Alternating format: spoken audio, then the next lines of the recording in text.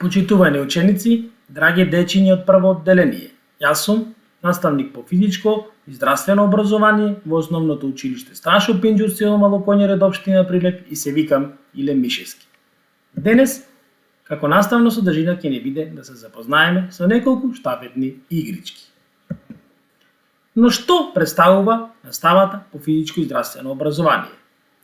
Како основна цел наставата по физичко и здравствено образование ние да учениците се запознаат со изведбата на основните движечки вештини, природни движечки форми, да се запознаат со важноста на телесниот развој, да развие моторички способности, важни за кардиореспираторната издржливост, мускулната сила, флексибилноста, брзината, мускулната издржливост и така натаму. Што е најважно да разбере ученикот? Да го разбере значењето на принципите и концептите за здравиот активен начин на живење преку практикување на физички активности, да развие и практикува здрави навики.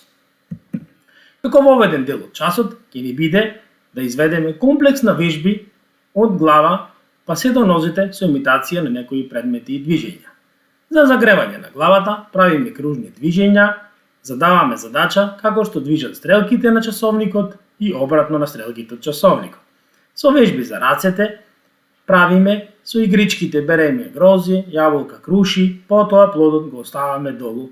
И така натаму комбинираме најразлични вежби со кои што можеме да ги загрееме рацете.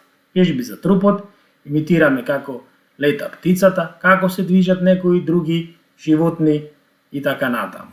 За загревање на мускулите на нозете користиме скокови кои што ги изведуваат зајакот и жабата. Подготвителен дел од часот ќе ни биде играта која што се вика Ледена кралица. Учениците се наоѓаат слободно распоредени по вежбалиштето. Еден ученик кој ќе го одреди наставникот представува Ледена кралица и има задача да ги заледи останатите ученици со допир. Учениците од заледување се спасуваат трчајќи по вежбалиштето и избегнувајќи Ледената кралица. Ако Ледената кралица го допре, тие заземаат рачекорен став со рацете во одрачување и чекаат да ги одмрзне некој од слободните ученици, така што ќе се протне меѓу нозе, а при тоа Ледената кралица да не го заледи и него. Играта продолжува се додека Ледената кралица не ги заледи сите ученици или додека Ледената кралица, според мислењето на наставникот и објективните знаци, не се замори и се заменува со друга Ледена кралица. Штафетна игра, трка со бројки, учениците се поделени во две изедначени групи кои што се на оддалечена со 10 метри. Секоја група стои во врста за означената линија, а со лице се свртени кон втората група. Меѓу двете групи е нацртан круг во кој е ставена топка. Децата се пробројуваат и секој ученик го памети својот број и застанува спротивно од ученикот од другата група кој го има исто така истиот број. Кога наставникот гласно ќе го изговори некој број, децата од двете групи, односно заедно, трчаат двата ученика, еден од првата, другиот од втората група. И кој прв ќе дојде до топката и ќе ја земе во својата група и носи еден поен. Победник е групата што ќе собере повеќе поени. Долу на сликата можете да видите како изгледа и како се игра оваа игричка. Штафетна игра со јаженце.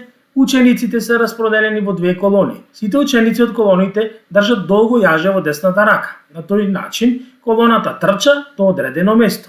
Го заобиколуваат поставениот маркер и се враќаат на своето место. Победува екипата што прва ќе стигне до своето место.